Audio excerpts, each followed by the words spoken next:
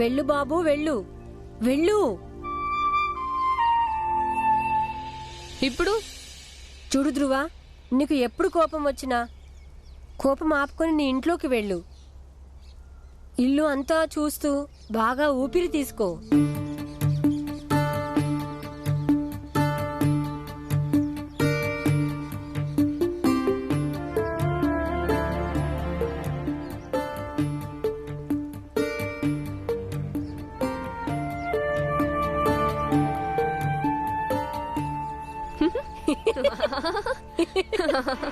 అరే భీమ్, ఇది విచిత్రంగా ఉంది.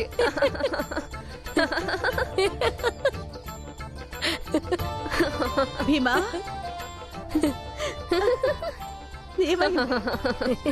అరే ఏమైంది? ఎందుకు ఇలా పిచ్చోళ్ళు ఇలా నవ్వుతున్నారు? ఆ టీ మంగేస్తో గొడవ పడటం కంటే మంచిది మేము ఇలా పిచ్చోళ్ళలాగా నవ్వటమే. ఏమంటున్నారు? నాకేం అర్థం కావట్లేదు. అమ్మా అమ్మా అమ్మా, పదమ్మా, నీకు విషయం అంతా దారిలో చెప్తాను. పదమ్మా, పద. రా.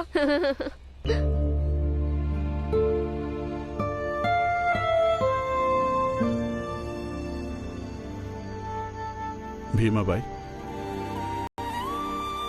గంగాబాయి ఉన్నట్టుండి ఇక్కడి నుంచి అత్తారింటికి వెళ్ళడం సరికాదు. తన కొడుకు ఆరోగ్యం బాలేదట, వెళ్లాల్సి వచ్చింది.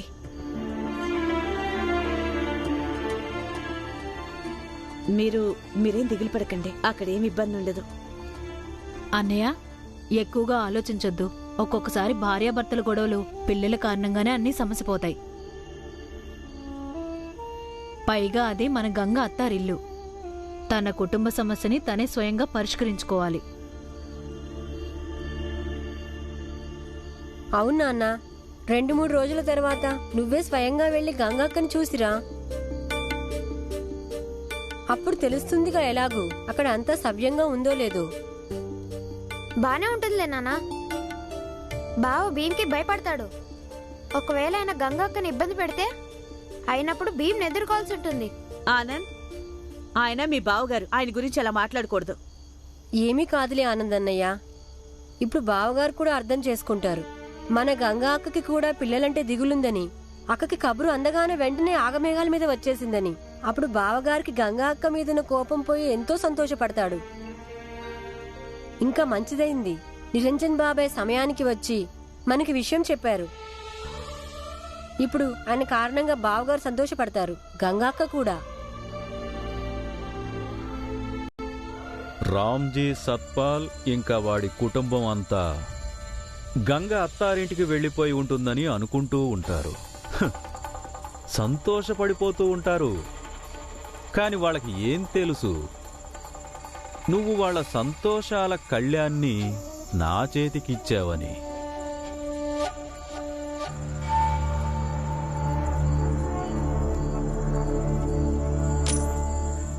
అదిగో డబ్బులు తీసుకో, నీ పని అయిపోయింది.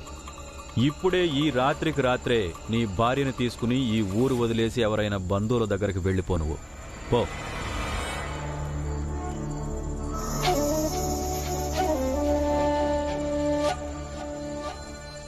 ఇదేంటి సేటు గారు, మీరు ఎంత డబ్బులు ఇస్తానన్నారో అంత డబ్బులు లేవు. నీ స్థాయికి మించి ఇస్తున్నాను నేను. ఇప్పుడు నా ఆస్తి మొత్తం నీ పేరును రాయమంటావా ఏంటి? మీరిలా చేయడం బాగలేదు సేటు గారు. మర్యాదగా నీ కుటుంబాన్ని తీసుకుని ఇక్కడి నుంచి వెళ్ళిపో. లేదంటే రేపు ఉదయం రామ్జీకి తెలిసిందనుకో, అతను నిన్ను వదిలిపెట్టడు. ఇంకా నీ జాతి వాళ్ళు కూడా నిన్ను వదిలిపెట్టరు. అర్థమైందా? వెళ్ళిక.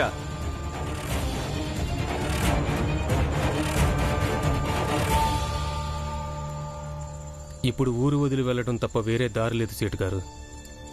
కానీ నాకు మాత్రం ఒక విషయం బాగా అర్థమైంది. ఎప్పుడు భీమ్ చదువు విషయం వస్తుందో మీరు అందరూ కలిసి వాడిని ఆపుతారు. ఎందుకంటే నీలాంటి వాళ్ళందరికీ భయమేస్తుంది. ఇప్పుడు మా జాతి వాళ్ళు అందరూ చదువుకుంటే అప్పుడు మీ చేతుల్లో ఇలా కీలుబొమ్మలుగా ఉండం కాబట్టి.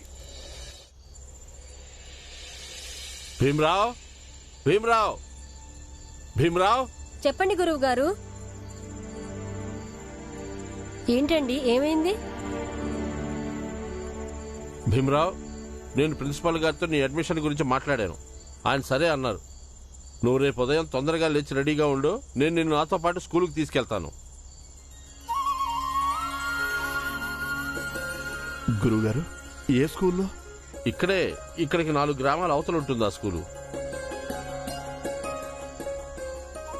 4 ఊళ్ళ అవతల అంటే ఎంత దూరం ఉంటుంది గురువుగారు? సుమారుగా 5 క్రోసులు.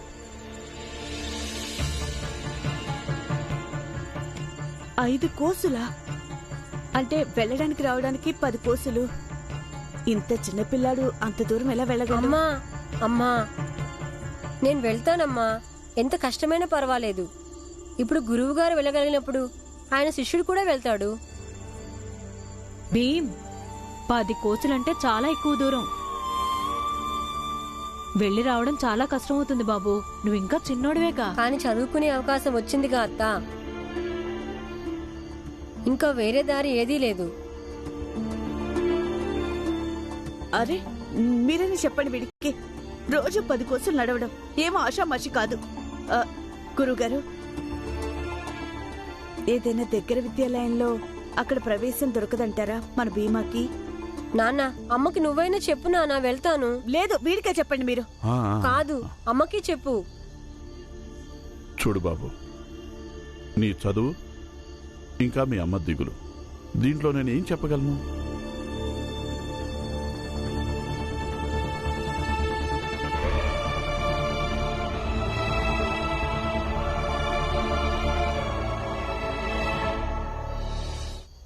భీమ్ ఎక్కడికి వెళ్తున్నావురా? భీమా, భీమ్ ఆగు. అరే భీమా, చెప్పు ఎక్కడికి వెళ్తున్నావు?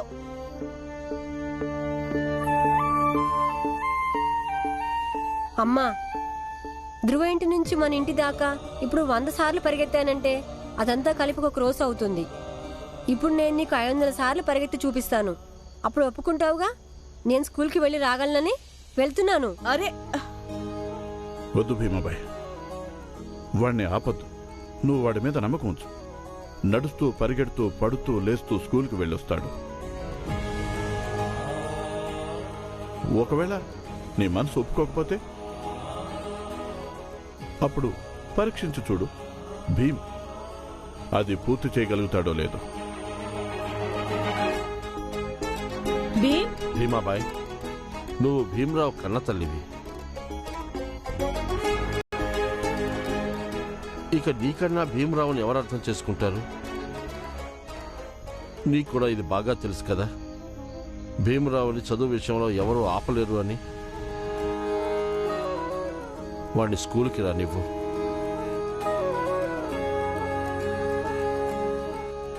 ఇక ఆగు భీమా. అమ్మా, నన్ను స్కూల్కి వెళ్ళిస్తానంటే నేను పరిగెత్తకుండా ఆగుతాను.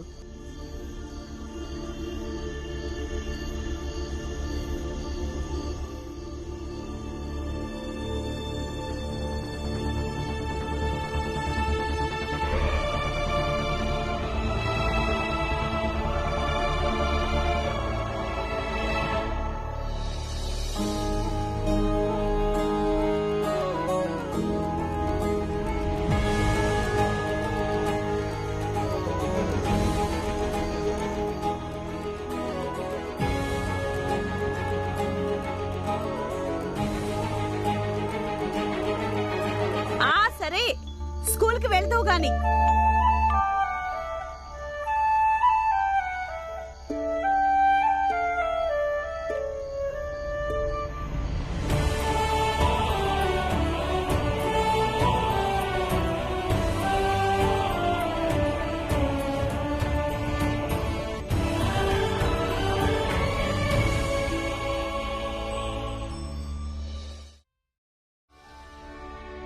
పొద్దున్నే స్కూల్కి వెళ్ళాలిగా? అవును. ఇప్పుడు నిద్రపోతావా? అవును. గురువుగారు, రేపు ఉదయం వచ్చి భీముని తీసుకెళ్ళండి. రేపు ఉదయం రెడీగా ఉండు, సరేనా? గురువుగారు, ధన్యవాదాలు. రెడీగా ఉండు.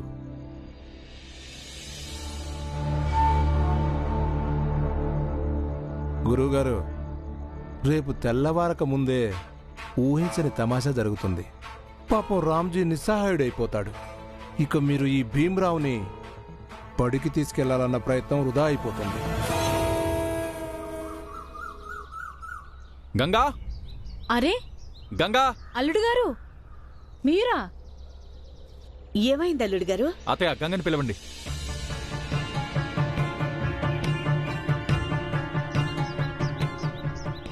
గంగని పిలవడం ఏంటి?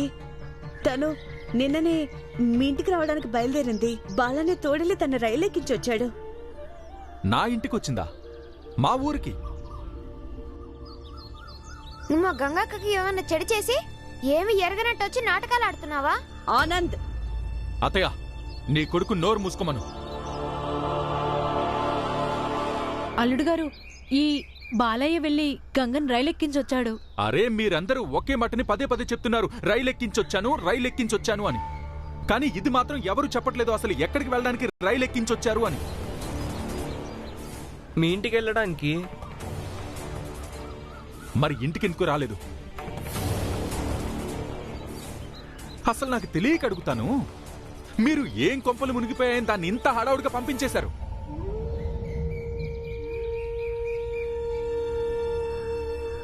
అదేంటి? పిల్లాడికి జ్వరం వచ్చిందిగా, అది తల్లి రాకుండా ఎలా ఉంటుంది? జ్వరం ఎప్పుడొచ్చింది?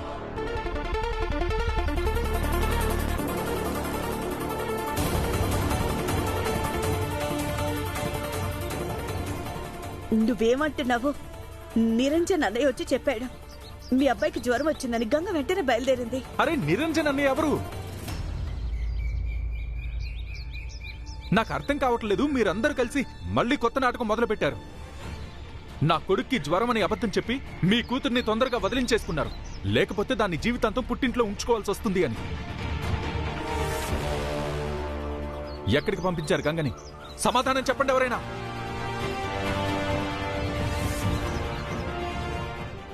కొంపదీసి మీరు గాని దాన్ని ఎక్కడైనా అమ్మేలేదుగా? అల్లుడు గారు,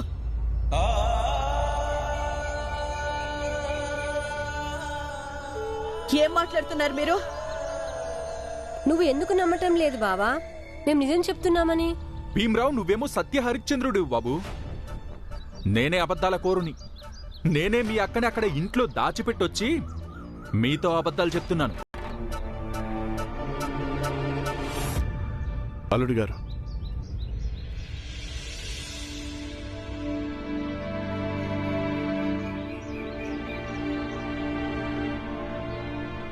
అల్లుడి గారు, నేను నిరంజన్ కూడా అడుగుతాను. నా మిత్రుడు పురంజన్ వాళ్ళ తమ్ముణ్ణి. అతను ఈ తప్పుడు సమాచారం ఎందుకు ఇచ్చాడు? నీ మాటలు కూడా నిజమే. అసలు గంగ మీ ఇంటికి ఎందుకు చేరలేదు?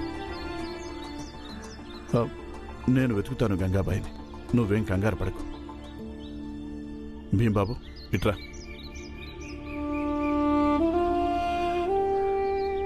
ఇదిగో, గురువు గారు వస్తుంటారు.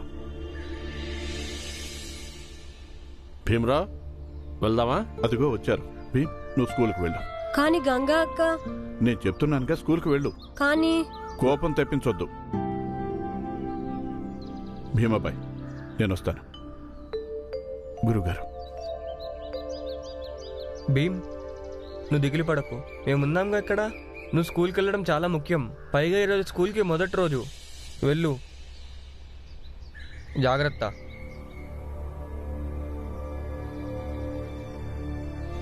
నిరంజన్ అన్నయ్య మనతో అబద్ధం చెప్పలేడు. అయితే ఒకవేళ ఆయన అబద్ధం చెప్పుంటే గనక ఎందుకు చెప్పుంటాడో? మన గంగ ఇప్పుడు ఇంటికి వెళ్ళుండకపోతే.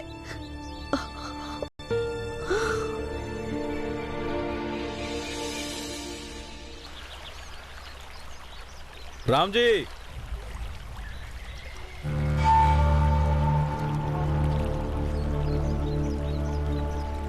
ఎక్కడికి వెళ్తున్నావు రామ్జీ? సేటు గారు, చూస్తుంటే తండ్రి కొడుకులాగా కూతురు కూడా పారిపోయినట్టుంది. అవును, పారిపోయింది. తండ్రి కొడుకులో ఎలా తిరిగొచ్చామో అలాగే కూతురు కూడా తిరిగొస్తుంది. మీ ఇద్దరూ మీ పని మీరు చూసుకోండి, తెలిసిందా? అదే చేస్తున్నాం రామ్జీ సత్పాల్. నీ కూతురు మా ఆధీనంలోనే ఉంది. మరి ఈ విషయం ఇప్పుడు నీకు చెప్పొద్దా?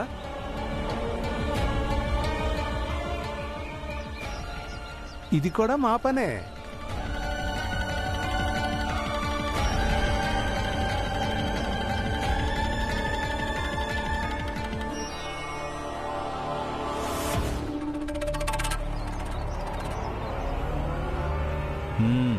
ముట్టుకోవద్దు,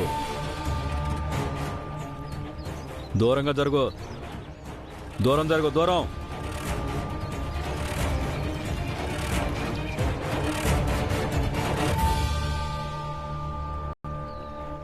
నా నా నా కూతురు మీ ఆధీనంలో ఉందా? అంటే ఏంటి? చాలా పెద్ద తప్పు చేశాడు. గంగని రైలు ఎక్కించాడు, కానీ రైలు వెళ్ళలేదు. ఇక గంగ ఇంటికి తిరిగి వస్తుంది. ఇంకేముంది, మేం వెళ్ళాం, నీ కూతుర్ని ఎత్తుకొచ్చాం, ఒక చోట బంధించుంచాం. ఎవరిని వెతుకుతున్నావు నువ్వు? నిరంజన్నా? నిరంజన్ నీకు దొరకడు. నేను వాడిని ఊరు నుంచి దూరంగా పంపించేశాను. నా కూతురు ఎక్కడుందో చెప్పండి.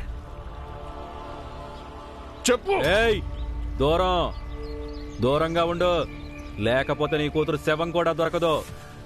దూరం, దూరంగా పో, దూరం.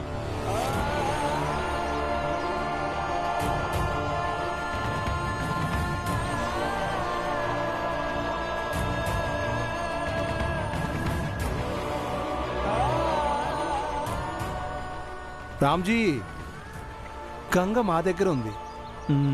అందుకే ఆవేశంతో కాదు, ఆలోచనతో పనిచే.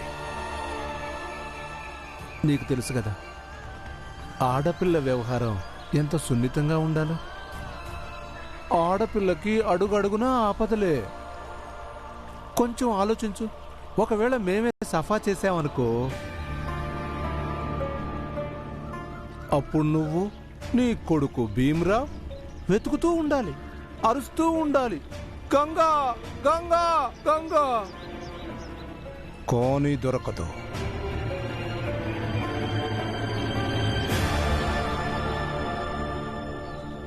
ఏం కావాలి మీకు? ఇప్పుడు వచ్చావు మా దారిలోకి. చెబుతాంలే, అంత తొందర ఏముంది? ముందు బేరం మాట్లాడుకుందాం.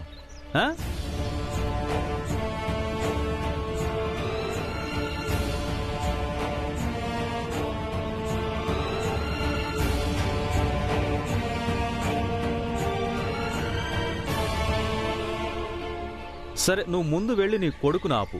వాడు స్కూలుకి వెళ్ళకూడదు. వాడికి గట్టిగా చెప్పు, వాడు చదువుకోకూడదు. వెళ్ళు.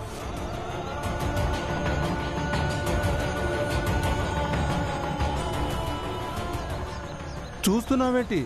చూసింది చాలు. వెళ్ళి నీ కొడుకు భీమరావుని ఆపు.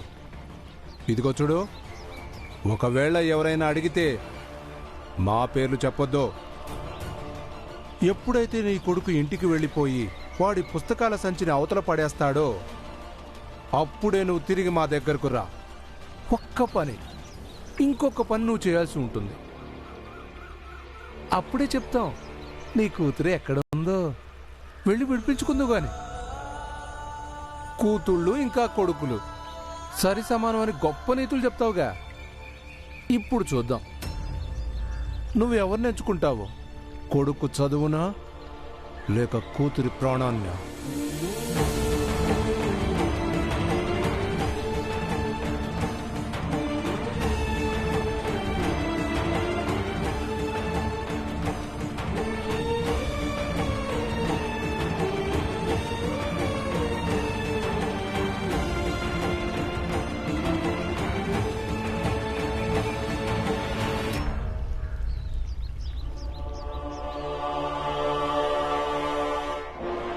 భీమ్, భీమ్,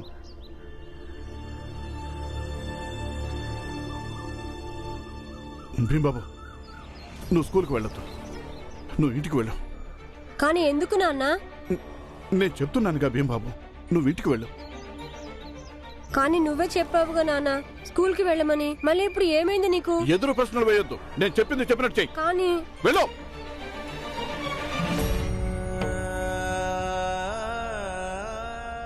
ఇంటికి వెళ్ళు.